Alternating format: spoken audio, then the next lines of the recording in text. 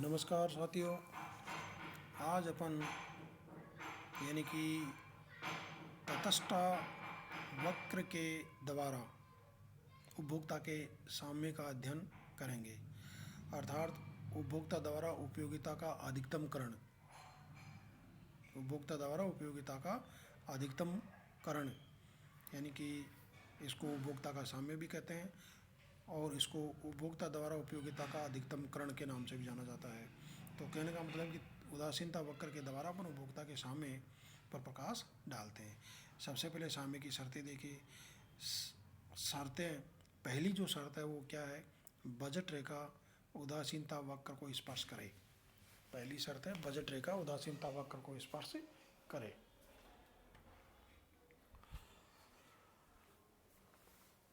अर्थात बजट रेखा और उदासीनता वक्र दोनों का ढाल बराबर हो। यहाँ दो वस्तुओं की सीमांत उपयोगिताओं का अनुपात उनकी कीमतों के अनुपात के बराबर हो, या y के लिए x के प्रतिस्थापन की सीमांत दर उनकी कीमतों के अनुपात के बराबर हो।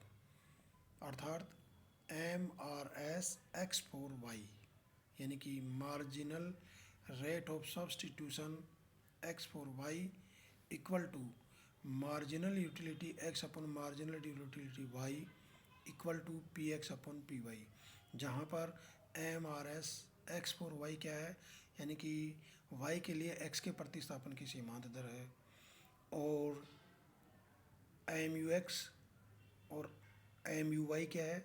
MUX है x वस्तु की सीमांत उपयोगिता, MUY है y वस्तु की सीमांत उपयोगिता, PX क्या है? x वस्तु की कीमत, और PY क्या है? y वस्तु की कीमत। तो साम्य की जो शर्त है वो है MRS x फॉर y, यानी कि यहाँ किसके बराबर हो? ये marginal utility x upon marginal utility y के बराबर, जो उदासीनता वक्र का ढाल है। और किसके बराबर होना चाहिए? PX अपॉन PY के बराबर होना चाहिए, जो PX अपॉन PY क्या है? बजट रेखा का ढाल है। दूसरी इसकी जो शर्त है वो यह है कि उदासीनता वक्र मूल बिंदु के प्रति ऊर्ध्वाधर होना चाहिए, जिसका ये तात्पर्य है कि y के लिए x के प्रतिस्थापन की सीमांत दर घटती हुई होनी चाहिए। ये शर्तें पूरी होने पर ही यानी कि उपभोक्ता को अधिकतम संतुष्टि की प्राप्ति होगी। अब देखिए, इसको अपन अपने डायग्राम के आधार पर भी दर्शा सकते हैं। डायग्राम में नीचे वही x वस्तु लेते हैं और लंबवत अक्ष पर y वस्तु को लेते हैं, और ये जो डायग्राम है उसमें यानी कि चार उदासीनता वक्र दर्शाए गए हैं। IC1, IC2, IC3, IC4, ये चार तो उदासीनता वक्र है, और MN बजट रेखा है, और इस पर चार MN बजट रेखा पर चार बिंदु है ABCDE, ये चार बिंदु बजट रेखा पर स्थित है। तो देखिए, यानी कि रेखा चित्र में क्या होगा कि उपभोक्ता के साम्य को दर्शाया गया है, जहाँ क्षैतिज अक्ष पर x वस्तु तथा लंबवत अक्ष पर y वस्तु को लिया गया है। MN बजट रेखा है जो उदासीनता वक्र IC1 को A व E बिंदु पर तथा IC2 को B व D बिंदु पर काटती है, साथ ही C बिंदु IC3 पर स्थित है। और हमें पता है, हम जानते हैं कि ऊंचा उदासीनता वक्र अधिक उपयोगिता को दर्शाता है तथा नीचा उदासीनता वक्र कम उपयोगिता को दर्शाता है। अतः उपभोक्ता IC1 व IC2 की तुलना में IC3 पर जाना चाहेगा, लेकिन IC4 पर नहीं जा सकता, क्योंकि इस तक पहुंचने के लिए उसकी जो आय है वो कम रह जाती है।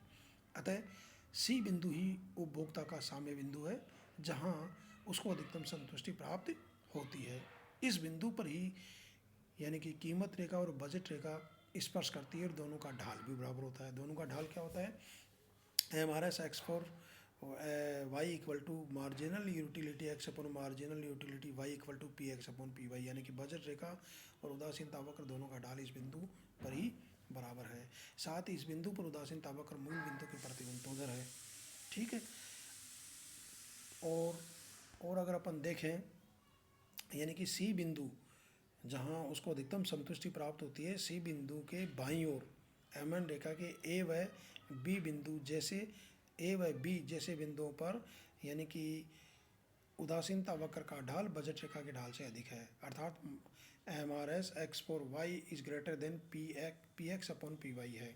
इसी प्रकार C बिंदु जो सामने बिंदु है सी, उसके दाईं ओर डी व ई जैसे बिंदुओं पर उदासीनता वक्र का ढाल बजट रेखा के ढाल से कम है, अर्थात MRS x for y equal वो less than px upon py। अतः केवल सी बिंदु ही उदासीनता वक्र IC3 का ढाल, अतः सी बिंदु पर उदासीनता वक्र IC3 का ढाल बजट रेखा के ढाल के बराबर है और साम्य की शर्तें पूरी होती है, अतः उपभोक्ता को अधिकतम संतुष्टि प्राप्त इसी बिंदु पर होती है। ये था यानी कि